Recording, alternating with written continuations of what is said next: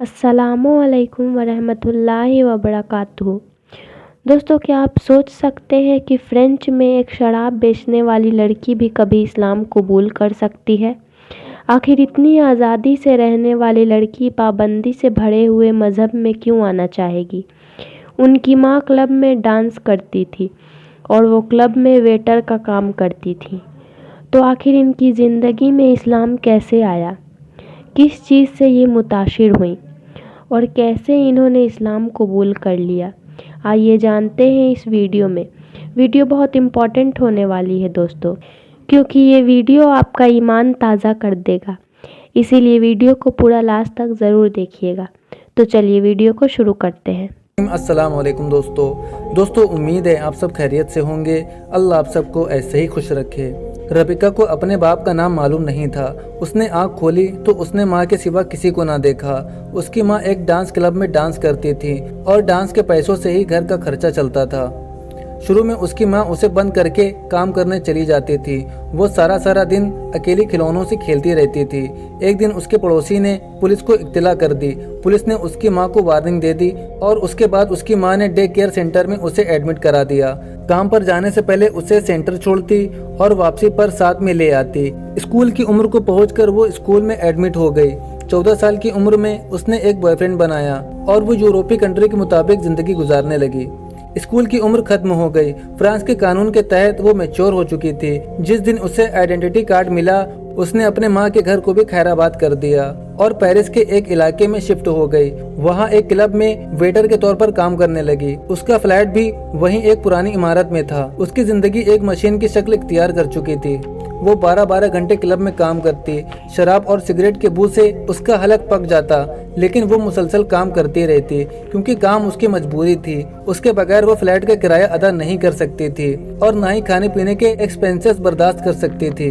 उसका बॉयफ्रेंड बेकार और नशाखोर था।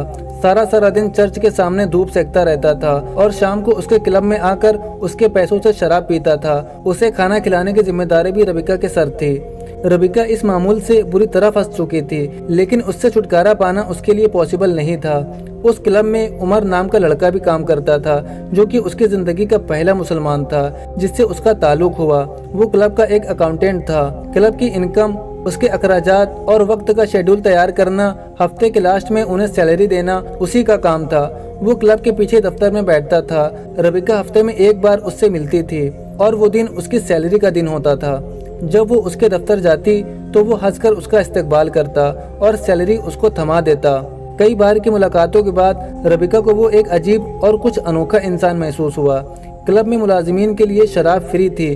वो किसी भी वक्त शराब पी सकता था, लेकिन उमर कभी भी शराब पीने के लिए काउंटर पर नहीं आया। क्लब के सभी एम्प्लॉय अपने अपने दोस्त को क्लब में ला सकते थे, लेकिन उमर की तरफ से कभी भी कोई मेहमान नहीं आया। क्लब के सभी मुलाजिमीन एक दूसरे के साथ छेड़छाड़ करते रहते थे, लेकिन उमर कभी भी किसी के साथ फ्री नहीं हुआ। वो सभी मर्दों को सर और सभी औरतों को मैडम कहता था। औरतों की तरफ आंख उठाकर भी नहीं देखता था। सारी बातें रबिका के लिए अजीब थी। एक बार वो तनख्वाह लेने गई तो उसने उमर से इस बात का इजहार किया तो उमर मुस्कुराते हुए बोला कि मैं मुसलमान हूँ, हमारा मजहब इन तमाम बातों की इजाजत नहीं देता है। रबिका को ये बात भी उसकी आदतों की तरह अजीब लगी। उसने पूछा, शराब? उमर ने जवाब दिया कि शराब मैं नहीं पीता, मेरे मजहब में शराब मना है। रबिका को झटका लगा। उसने हैरान होकर पूछा कि क्या जिंदगी में कभी शराब नहीं पी? उमर ने नफी में सर हिलाया। हाँ, मैंने आज तक उसका कतरा भी नहीं चखा। और तुम्हारी गर्लफ्रेंड? ये रबिका का दूसरा सवाल था। उमर ने शर्मा कर जवाब दिया, हम लोग इस तरह की फ्रेंडशिप को अच्छा नहीं समझते हैं। हमारे मजहब में गैर औरत और गैर मर्द दोस्त नहीं बन सकते। हमारी बीवियां ही हमारी दोस्त होती हैं।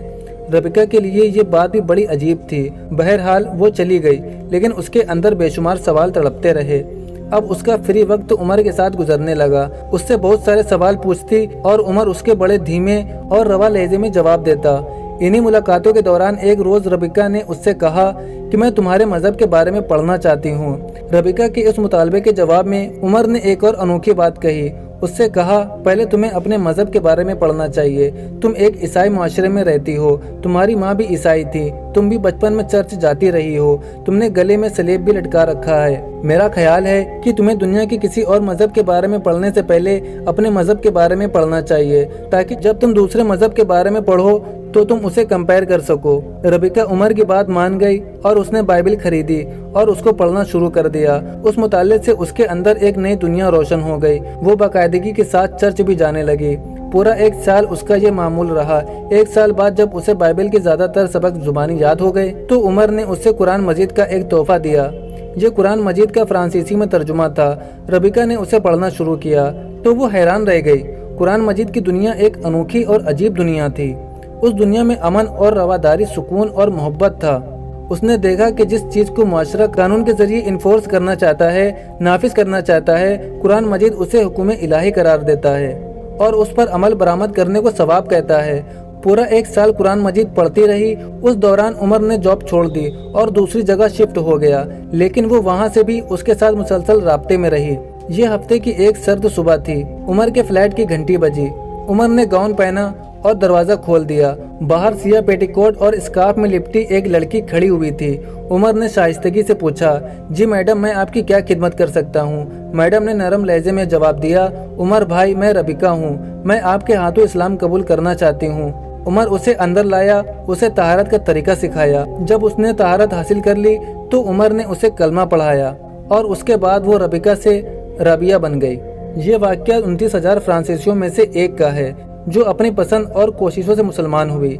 इस वक्त यूरोप के 4 बड़े मुल्कों पर बरतानिया, फ्रांस, इटली और जर्मनी में राबिया जैसी लाखों मुसलमान मौजूद हैं। मुसलमानों की बढ़ती हुई इस तादाद से अमेरिका के दानिश्वर परेशान हैं, क्योंकि यूरोपीय पॉलिसी साज, वहाँ के दानिश्वर, वहाँ के सहाफ़ी और फिलोसोफर इस नए इनकलाब को हैरत से देखते हैं।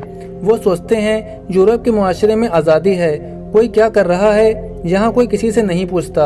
मुआशरा लेबल है। 10-10 साल तक पूरे शहर में शादी नहीं होती। मर्द और औरतें आज़ाद हैं, जो जिसके साथ चाहे चली जाए। शराब डिस्को आम है। गर्म रेत के नंगे साहिल हैं। काम करने की आज़ादी है। सेहत और तालीम फ्री है। बेरोजगारी अलाउंस मिलता है। कोई भी इंसान काम किए बगैर जिंदगी गुजार सकता है। बच्चों की परवरिश वालिदैन के बजाय हुकूमत के जिम्मे है और पूरे मुल्क में मजहब की कोई पाबंदी नहीं है।